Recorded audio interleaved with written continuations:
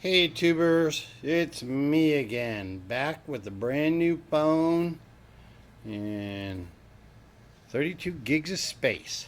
So I am ready to rock and roll. So I was out working this morning and doing another gig, and I come back. Here is this Stihl, I think it's like a FS 45. Badging has gone off of here.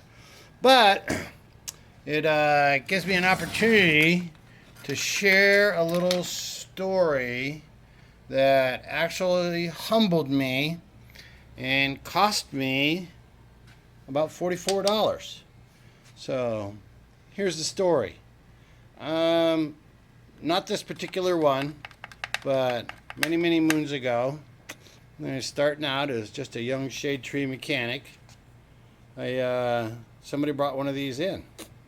Guy said he was having a hard time getting it started and whatever. Pretty much what this guy says. He says it won't start and it's a hard starter, or it's a hard starter. So this belongs to a landscaper. So anyways, here's what I did, and just to show you, I spent $44.55 on one of these.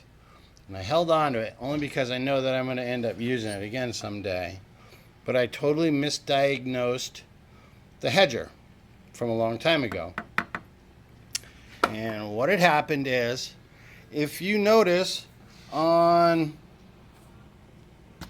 the recoil starter that it's over on this side. So the rotation of the engine when it's running is counterclockwise. Now lawnmowers all run clockwise. Chainsaws run clockwise. Most everything else out there runs clockwise. So unbeknownst to me, way back when, is I take and I use my little handy dandy alligator clips, and here's what I did. This is how I misdiagnosed it. Okay, I've got that on there right there. I will take the other end of the clip, ground it out to the head, just like I just pick any old cylinder fin, I don't care. So that's on there like that. And let me turn this spark plug. I'm showing you exactly what happened to me, you guys. So there is spark plug. Let me see if I can keep us. I can't believe it. I'm going all this trouble to show you nothing, because you know what?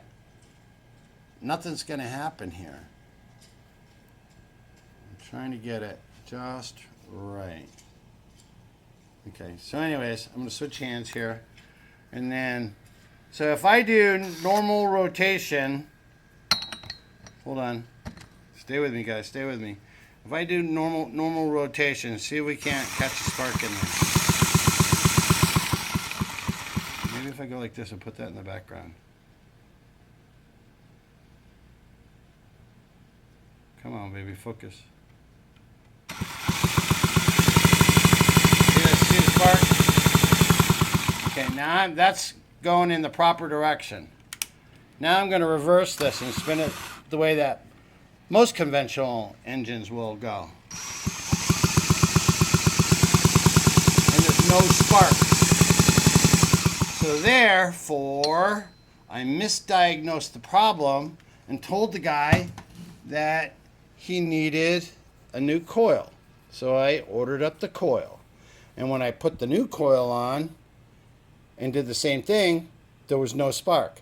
So like, what are the chances of two coils being bad on the same machine, and one of them's brand new? So that made me look inside myself and say, like, all right, what else could it be?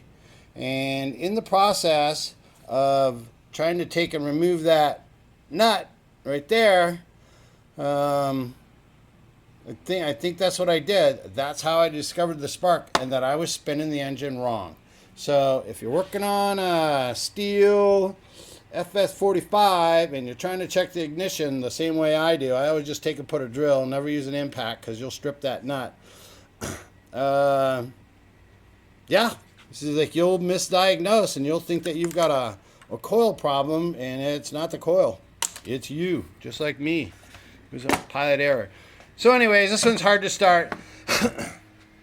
Excuse me. While I'm doing this and I'm spinning the motor over, I can actually smell the gas coming out of here. So you guys know me well enough, like we try to work smarter, not harder, that we need 3 things for this thing to run. One is going to be fuel, one is going to be ignition, and we got to have compression. Well, it's got compression. You don't see it right now because I got the spark plug out, obviously, but I can smell the gas coming out of the spark plug hole. And so that tells me that, man, chances are that the carburetor is not going to need too much attention. So what else could it be? Yep, you guessed it. I just flipped it over. And thank God these got smart engineers down there at Stihl.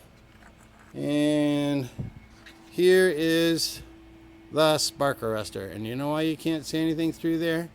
Because it's plugged. So, betting you dimes to donuts that I'm not going to have to go through this thing. I'm not going to have to do the carburetor. I'm just going to take and burn out that. I mean, look at that. It's like plugged like a mofo. So I'm just going to take and burn out that spark arrestor and then throw it back in there. It should be good to go. While it's in here, I'm just trying to get the ticket up a little bit. So I'll take and I'll pull this case apart right here, make sure that he's got enough grease in there. If not, I'll grease it up, and then I'm going to take and sharpen this thing up for him, give it back to him. Probably charge him like $40 for everything, because really not too hard to burn one of these things out. And he's a good customer. I take care of all his landscaping equipment. So yeah, sometimes you guys, it's if you've ever done anything like that, you know what? So I'd love to hear from you. So the one thing that really sticks in your mind is you know what? I remember that one time I learned a lesson from that, and those are the kind of things that if you share with other guys, it saves them a lot of heartache. Because some guys won't figure it out. They just I don't know. I do get equipment like that where guys have tried to work on it and they just quit and say that's it. I give up. Send it to somebody else. So anyway, Stihl FS45. The engine spins counterclockwise. So when you're looking for stuff on this particular one, don't overlook that. Okay, guys, it's good to be back on a cell phone. I'm happy. And